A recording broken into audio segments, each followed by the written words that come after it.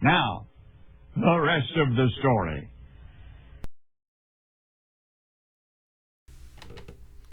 Well, just like the caption says, yeah, the audio was recorded today.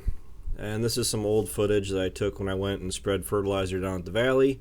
And let's just say it's footage I don't exactly just want to throw away. So I haven't really decided how I'm going to do this going forward. If maybe instead of trying to do a ride along in the cab video like you guys already got, or if I'll just try to figure out how I can probably change the computer program or something. Problem is my computer can't handle a different program. It can hardly handle this.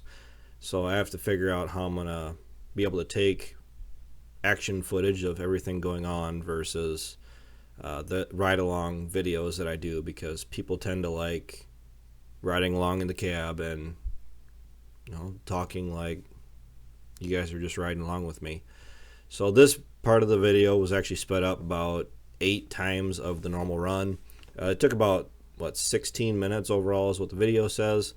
And what I'm doing is just taking the first load out of this tender trailer that Andrew got sent down here for us, which hands up for Andrew for keeping us running, because I can look back and say this now. This fertilizer got spread 24 hours by the time I finished it the next day, as of right now.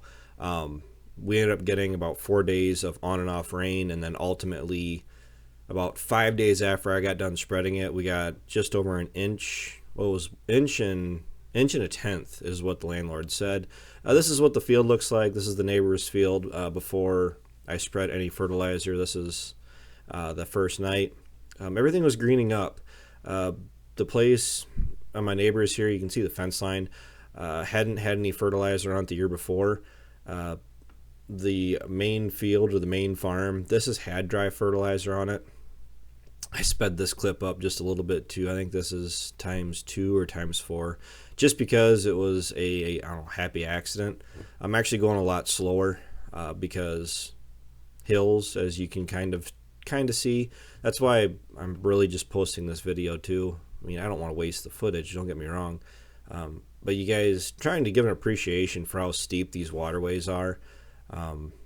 They're steep. If I park the tractor down at the bottom and then you basically shot a laser across from the top of the waterway across to the other side, you wouldn't hit the top of the cab of the tractor. So I mean, significant drop off, and I've been around them long enough now. As you can see, we're really getting a really nice view of the corner post of the tractor. But a little shaky shake here, and we're going to be back to looking at my beautiful face. With the waterways, you got to be careful with what you're doing. I'm comfortable running them now. I mean, the 76, I know what I can and shouldn't do. The 46 can handle it. Makes me a little bit leery about it. The 40/20, I don't want the 40/20 within 100 yards of those waterways typically, just because it is narrowed up and it makes it awfully top heavy. So as you can see, the next video it's going to be slowed down. I'm only going like 2 or 3 miles an hour. Largely me just being overly cautious because I don't want any accidents down here. As I've said before, I got new viewers. I get that. Hey everybody that's watching. I got the 4640 stuck down here last August, spraying fertilizer, and Dad literally left like 15 minutes beforehand, and cell phone was on its last leg, and I didn't know that my last text that I sent out, I mean, basically it was an SOS to everybody that I happened to hit in my contacts, and it luckily enough went out. Otherwise, I had a pretty good little walk. And this is a 60-foot spread on this fertilizer tender, and I thought you could really see it. Actually, it's faint, but I'm pretty sure you can actually see the spread pattern out the back. It's white, but actually kind of how I'm cheating, I don't really have to drive down into these waterways. That's why I was driving so close to the edge, because it was arcing out from the back of the fertilizer tender, and I could see it was landing all across these hillsides, and it was pretty much ending down in the bottom too. So I mean, These hillsides, I know for a certainty fact, fertilizer in the history of ever. Maybe stuff that's ran off of the field, but those hillsides have never gotten any fertilizer. So I'm trying to build them up. I'm planning on making lots and lots of hay down here in the upcoming years. Really nice shot here across the, I call this is the bench. The field ground here is the bench that is in the immediate bottom. There's pasture, and then if you look through those trees right there, there's the other field where I got stuck with the 46. But that's one thing that's really interesting about this farm is how variable it is. It goes from steep, I mean, it's the steepest ground we got, and it's the flattest ground we got, because even going across here, this is a 20-acre field, and then the lower part of the bottom, because it's an upper and a lower, and I think it's at least a mile long from end to end, but I think it's almost a little over a mile, if I can remember right. It's been a while. So nice flat open fields like this. We don't run anything like this. Basically every farm we have, it's gently to slightly rolling. This is flat, which it's really, ever since I've ran this place, when I am down here, trying to get an appreciation for being able to run on ground that it's only 20 acres, but it just seems like it goes on and on and on.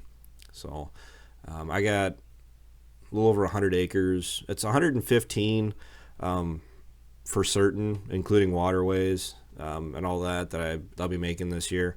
The valley, that includes the valley, but it's actually discounting about 15 acres or so.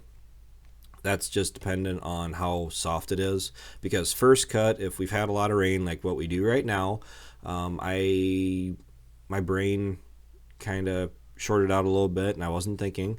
I thought it was a little bit drier than what it was when I got closer to the soft side of the field, which is basically if you take this camera, turn it 90 degrees to the left, and then go not all the way to the end of the field, probably about 2/3 of the way across, and it starts to get soft.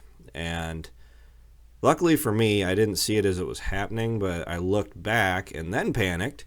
I was doing my outside round, and this is the second round because I didn't bother turning the camera on. I looked back, and the fertilizer tires, which are floater tires, were pushing mud. They weren't. I was still spreading fertilizer, don't get me wrong. I don't think you can. Oh, you can just, on the upper left part of the screen, it's just going out. You can see my ruts that I left. I mean, just that slight little hint of brown there. Yeah, there's water sitting in them now, because I was down there the other day. Give you guys kind of an update of where we're at right now.